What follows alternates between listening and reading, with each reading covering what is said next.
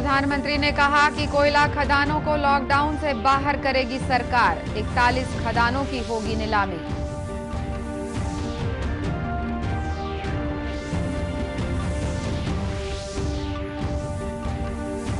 वित्त मंत्री निर्मला सीतारमण ने कहा 6 राज्यों के 116 जिलों में लागू होगी गरीब कल्याण योजना। प्रधानमंत्री के हाथों शनिवार को होगा शुभारंभ।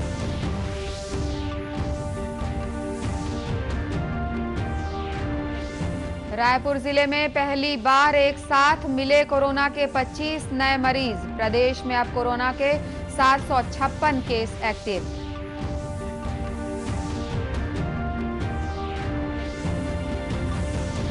और ऑनलाइन क्लासेस के बहाने निजी स्कूलों की फीस वसूली पर रोक। शिकायतों के बाद शिक्षा विभाग ने जारी किया आदेश।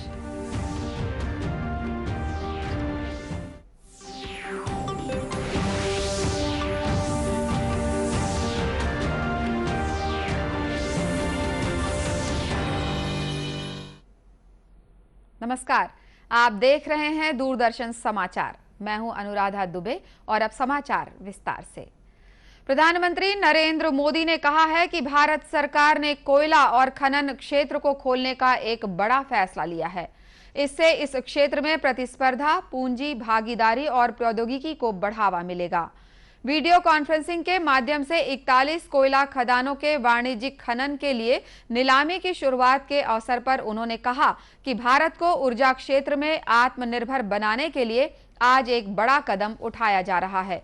श्री मोदी ने कहा कि सरकार न केवल वाणिज्यिक कोयला खनन के लिए नीलामी की शुरुआत कर रही है, बल्कि कोयला क्षेत्र को दशकों के लॉकडाउन से बाहर भी कर रही है। अब भारत ने कोल और माइनिंग के सेक्टर में कंपटीशन के लिए, कैपिटल के लिए, पार्टिसिपेशन और टेक्नोलॉजी के लिए पूरी तरह से खोलने का बहुत बड़ा फैसला लिया है। इसका भी ध्यान रखा गया है कि जो नए प्लेयर्स, प्राइवेट प्लेयर्स माइनिंग के क्षेत्र में आए, उन्हें फाइनेंस के कारण कोई दिक्कत ना हो, उसका भी ध्यान रखा गया है ताकि नए लोगों को प्रोत्साहन मिले। साथियों, एक मजबूत माइनिंग और मिनरल सेक्टर के बिना सेल्फ रिलायंस संभव नहीं है, क्योंकि मिनरल्स और माइनिंग हमारी इकोनॉमी के इंपॉर्टेंट पिलर्स हैं। अब रिफॉर्म्स के बाद अब कोल प्रोडक्शन, पूरा कोल सेक्टर भी एक प्रकार से आत्मनिर्भर हो पाएगा। प्रधानमंत्री ने कहा कि यह विडंबना है कि भारत कोयला भंडार की दृष्टि से दुनिया का चौथा सबसे बड़ा देश और दूसरा सबसे बड़ा उत्पादक होने के बावजूद आयात करने वाला दुनिया का दूसरा सबसे बड़ा देश है। उन्होंने कहा कि यह स्थिति दशकों से बनी हुई है। उन्होंने कहा कि यह क्षेत्र प्रतिस्पर्धा से भी बाहर था, पारदर्शिता भी एक बड़ी समस्या थी। प्रधानमंत्री नरेंद्र मोदी आगामी शनिवार को देश के 6 राज्यों में गरीब कल्याण योजना की शुरुआत करेंगे। प्रधानमंत्री बिहार के खगड़िया जिले के तेरिहार गांव से वीडियो कॉन्फ्रेंस के जरिए इस अभियान का शुभारंभ करेंगे। इस अवसर पर राज्य के मुख्यमंत्री नीतीश कुमार भी उपस्थित रहेंगे। केंद्रीय वित्त मंत्री निर्मला सीतारमण ने आज इस योजना की जानकारी देते हुए बताया कि इसका उद्देश्य अपने अपने राज्यों में लौटे प्रवासी श्रमिकों और ग्रामीणों को जीवन यापन के अवसर उपलब्ध कराना है। 125 दिनों तक चलने वाले इस अभियान को मिशन मोड पर कार्यान्वित किया जाएगा। इसके अंतर्गत प्रवासी मजदूरों और ग्रामीणों को 25 विभिन्न तरह के रोजगार उपलब्ध कराए जाएंगे। इस अभियान से 50,000 करोड़ रुपए मूल्य के संसाधनों का निर्माण होगा। ये अभियान 6 राज्यों बिहार, उत्तर प्रदेश, मध्य प्रदेश, राजस्थान, झारखंड और ओडिशा के उन 116 जिलों में लागू किया जाएगा जहां 25,000 से अधिक प्रवासी श्रमिक लौटे हैं। छत्तीसगढ़ में कोरोना मरीजों की संख्या लगातार बढ़ती जा रही है। बुधवार को प्रदेश में 80 नए मरीजों की पहचान हुई है, जिसमें अकेले रायपुर जिले में पहली बार एक साथ 25 मरीज मिले हैं।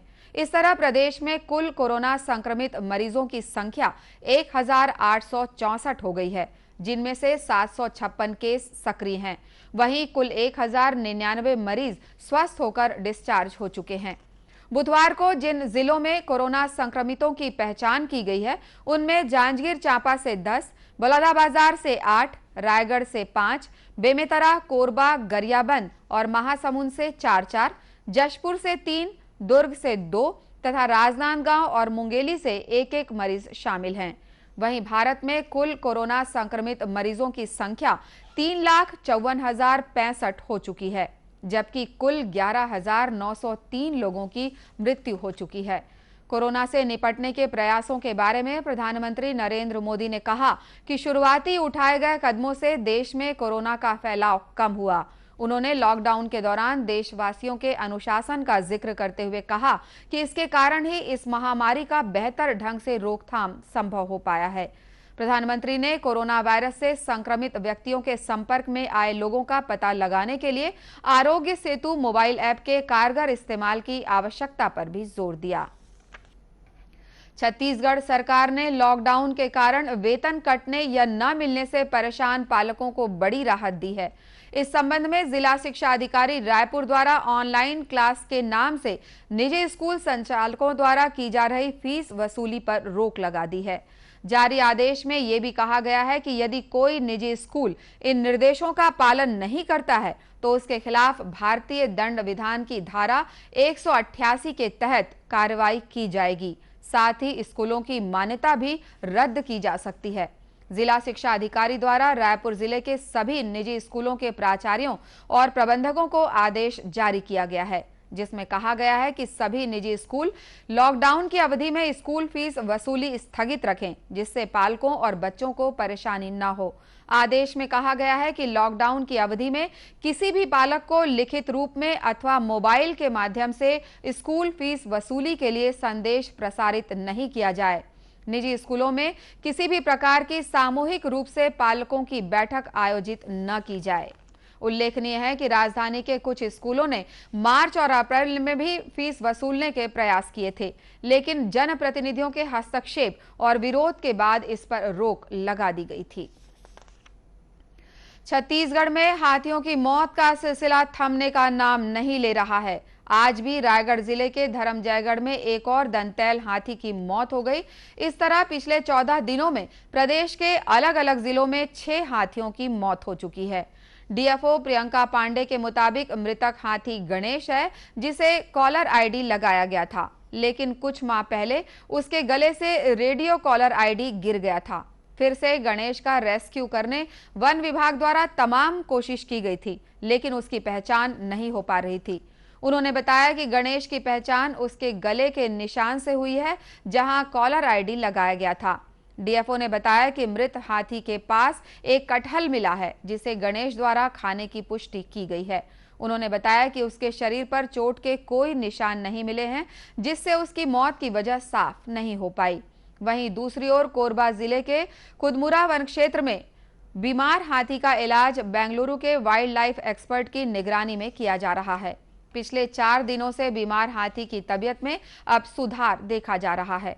जिले के वन मंडलाधिकारी एस गुरुनाथन ने बताया कि हाथी के पेट में कीड़ों का इन्फेक्शन बढ़ जाने के कारण उसकी तबीयत ज्यादा बिगड़ गई थी, जिसका इलाज किया जा रहा है। वहीं कलेक्टर किरण कौशल भी बीमार हाथी को देखने पहुंची, जहां उन्होंने वन विभाग के अधिकारियों और विशेषज्ञों से हाथी के उपचार की जानकारी ली। गरियाबंद जिला पुलिस को आज एक बड़ी कामयाबी हाथ लगी है। पुलिस ने तेंदुए की खाल के साथ एक आरोपी को गिरफ्तार किया है। मुखबिर से मिली सूचना के बाद पुलिस ने ग्राहक बनकर खाल बेचने की फिराक में घूम रहे युवक को पकड़ने जाल बिछाया। सौदेबाजी के दौरान सादी वर्दी में तैनात पुलिस के जवानों ने युवक को धर दबोचा। जिले के एसपी भोजराम पटेल ने बताया कि पीपरछेड़ी क्षेत्र में एक व्यक्ति द्वारा तेंदुए की खाल बेचने की जानकारी मिली थी, जिसके बाद एक टीम गठित कर आरोपी को घेराबंदी कर पकड़ लिया गया। इसको तेंदुए की खाल को सीज करने में एक बहुत बड़ी सफलता प्राप्त हुई है। बारूका नदी क्षेत्र में एक व्यक्ति के द्वारा तेंदुए की खाल बेचने की सूचना प्राप्त हुई थी। हमारी विशेष टीम वहां पर गई और ग्राहक बन के गई वहां पर। उसको खरीदने की बात कही तो लालच में आया और उस व्यक्ति ने तेंदुए की खाल को लाया।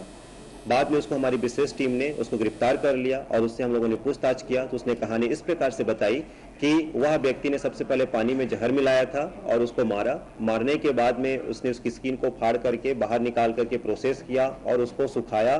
करीबन ये घटना उसने बताया, उसके बताए अनुसार ये 3-4 महीने पहले उसने उसको मार करके प्रोसेस शुरू किया था। बताया गया है कि पकड़े गए आरोपी का नाम रामनाथ नेताम है और वह पीपरछेड़ी थाना क्षेत्र के कोचरमुड़ा गांव का रहने वाला है। पुलिस ने बताया कि आरोपी के कब्जे से एक तेंदुए की खाल बरामद की गई है, जिसका उसने 1 लाख रुपए में सौदा किया था। पुलिस ने आरोपी के खिलाफ वन्य जीव संरक्षण अधिनियम के तहत अपराध पंजीबद्ध कर गिरफ्तार कर लिया है। किसी भी प्रकार के रोग के इलाज के लिए योग को सबसे बेहतर माध्यम माना जाता है। योग के माध्यम से ऐसी कई बीमारियों का उपचार संभव है जो दवाइयों के द्वारा भी ठीक नहीं हो पाते। महासमुंद जिले में योग के प्रति लोगों की ललक देखते ही बनती है, जहां पर कई लोग योग करके निरोग हो चुके हैं। कोरोना वायरस से लड़ने के लिए योग को भी बेहतर माध्यम बताया गया है। देवेंद्र चंद्राकर ने बताया कि वे हाई ब्लड प्रेशर के मरीज थे, लेकिन लगातार योग करने से अब वे इस बीमारी से छुटकारा पा चुके हैं। मैंने इसमें ग्रसित था। 2013 से मैं लगातार योग कर रहा हूं और इससे मेरे को आज बीपी बिल्कुल क्योर हो गया है। आज बिल्कुल भी बीपी नहीं है और मैं लोगों को यही सलाह देता हूं कि योग पूरा जीवन पद्धति है, इसे अपने जीवन में अपनाइए। आज जैसे कि कोरोना जैसे महामारी से आज जूझ रहा है पूरा देश, पूरा विश्व जूझ रहा है, इसका यदि एक सारगर्भित कोई इलाज है तो योग है और योग से ही आज हम सब ठीक रह सकते हैं। वहीं थायराइड से पीड़ित रही सुधा साहू ने बताया कि लगातार योग के माध्यम से अब वो पूरी तरह स्वस्थ हो चुकी हैं। होम्योपैथी मेडिसिन भी लिया, पर योग में तब से मैं लगातार कर रही हूँ। आज 5 से 6 साल हो गए हैं मुझे और मैं नियमित 1.5 घंटे योगा करती हूँ। उसमें कुछ ऐसे आसन हैं जो आपके थायराइड के लिए बहुत लाभकारी हैं, तो मैं उनका फायदा ले रही हूँ। और मुझे आज 5 साल हो गया है, मैं हर 3 महीने में अपना थायराइड चेकअप करवाती हूँ और पूरे रेंज में है। लोगों को पिछले कई सालों से योग की शिक्षा दे रहे योगाचार्य तिलक साव ने बताया कि हर आयु वर्ग के लोगों को दिन में कम से कम 1 घंटे योग करना चाहिए। इससे वे कई प्रकार के रोगों से दूर रहेंगे। सबसे बड़ी बात, एक भ्रामरी करते हैं, बहुत आज अवसाद और डिप्रेशन में आ रहे हैं, तो ये भ्रामरी हमारे अवसाद और डिप्रेशन को दूर करेगा और हम योग के शरण में रहेंगे तो ऑटोमेटिक कोई डिप्रेशन आएगा तो हमको सहन करने की ताकत बढ़ेगी। और हम लास्ट में जो ध्यान करते हैं तो हर मनुष्य के जीवन ध्यान यदि कर लिया जाए, कोई प्रकार का डिप्रेशन और कुछ नहीं आएगा और शरीर स्वस्थ और मजबूत बना रहेगा। उल्लेखनीय है कि हर साल 21 जून को विश्व योग दिवस मनाया जाता है। इस साल भी इसकी तैयारी की जा रही है, लेकिन कोरोना महामारी के कारण बड़े पैमाने पर इसका आयोजन नहीं किया जा सकेगा, जिसके कारण योग से जुड़े लोगों ने अपील की है कि वे योग दिवस के दिन अपने घरों में योग जरूर करें। इसी के साथ ये समाचार बुलेटिन समाप्त हुआ। नमस्कार।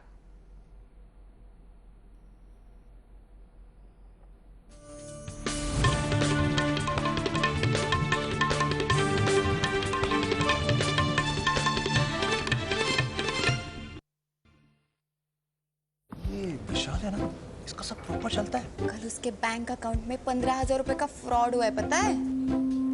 इसको तो कोई टेंशन ही नहीं होती है, देखना। टेंशन क्यों? मेरी कोई गलती नहीं थी। फिर भी फ्रॉड होने पर मैंने